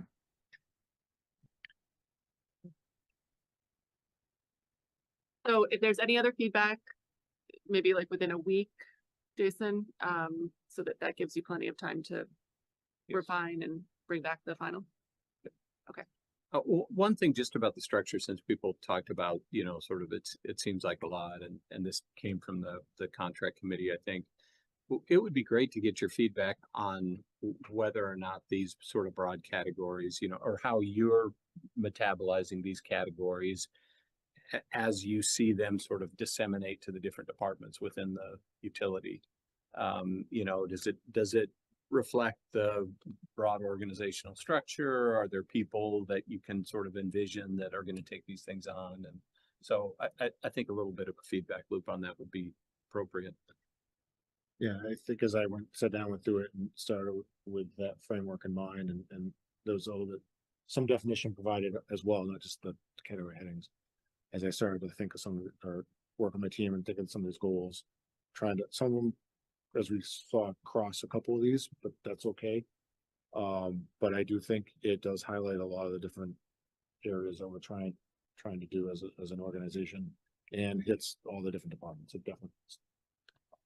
So I think from that perspective, that was fine. I think, like I said, sometimes it's which bucket do you put it in, but I don't think if it kind of touches both, I don't think it matters as long as the goal is the right goal, right? That's great. Great. Okay. Thanks, Jason. GM update. All right, I'll keep this pretty brief. Just a few things real quick. Between the last meeting and this meeting, we did have that one large snowstorm. We had a few snowstorms, we had one large one. We staffed it. We weren't really anticipating too much, but we knew it'd be difficult for people to get in if something were to happen. There was really there was one outage, and it was a transformer outage, and the team wasn't even sure the storm caused it. So we made the storm pretty well. So that's on that. I had it my goals around the Wilmington Association 6. The switchgear is scheduled for delivery to the site in early March. So that's good. Last week I did go down to E&E and I met with the E&E group, and they kind of gave me that overview and review of what they do for us, and then all the other options that they do that, as we talked about that, I think like Mike went to in the past last year, and that was very helpful. It was a good time well spent down there. Just wanted to make the board aware that the discussions with the auditor have started happening about starting the audit process up, and you should receive an email from the auditing firm in the near future, just stating that they're starting, and there's a level they're going to send you, but just part of the normal standard communication that they're going to do. They changed their name again? It's still CBIZ now. Same as last year. We'll wait till June. I just want to be aware, you to be aware that email's coming. And then the team also had a meeting actually earlier today with a consultant that can perform a cost of service study, look at our financials, and look at rate design. The team met with them. We had a nice hour-long conversation around what they can provide for service, how they go about it. The team had a good chance to ask a bunch of questions, and we're going to continue that process, but to look at vendors and select one to do the study, but just to make you aware that we've already started on that to get that out of the way. That's pretty much my GM update. Okay, scheduling.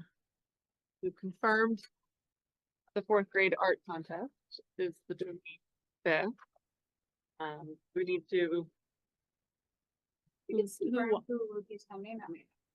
Okay. Okay, do we, does anybody have a desire to be present at, has everybody been to the art ceremony before?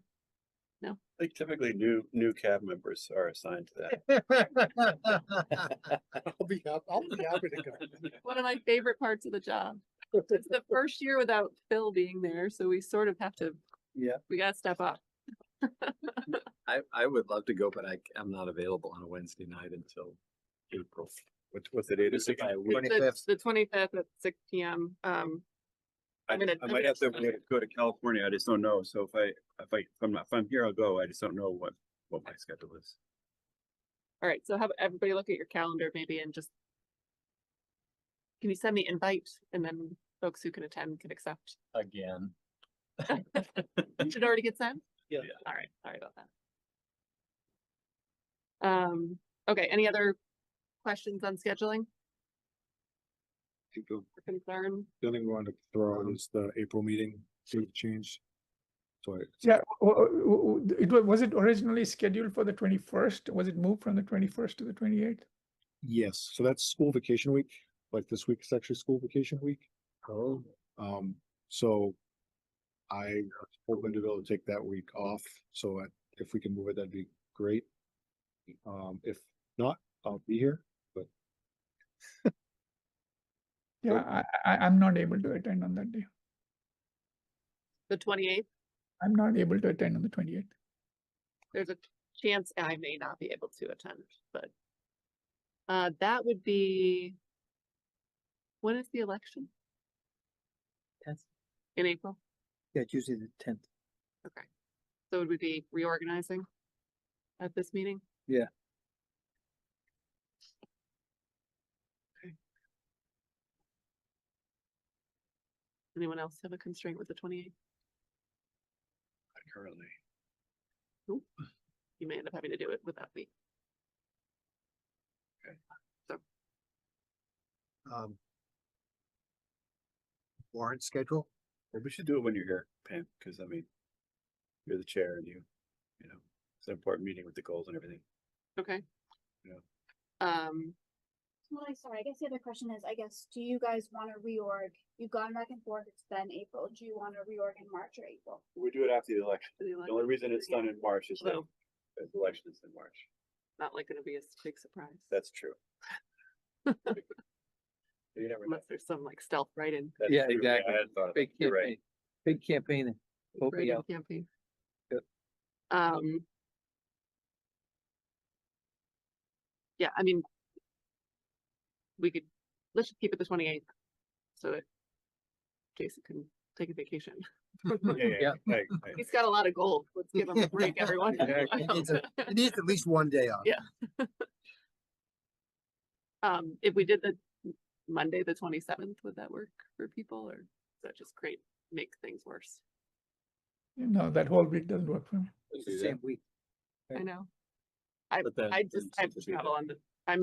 I might have to travel on the 28th. Yeah. I could do the 27th. I mean, I might be, if I'm in California, I'll do it remote, but I could do it. You know, I might be able to do it remote, actually. Well, let's just keep it 28th. Okay. Forgot about that. Okay, 28th? 28th, we're just gonna stick with the 28th, yes.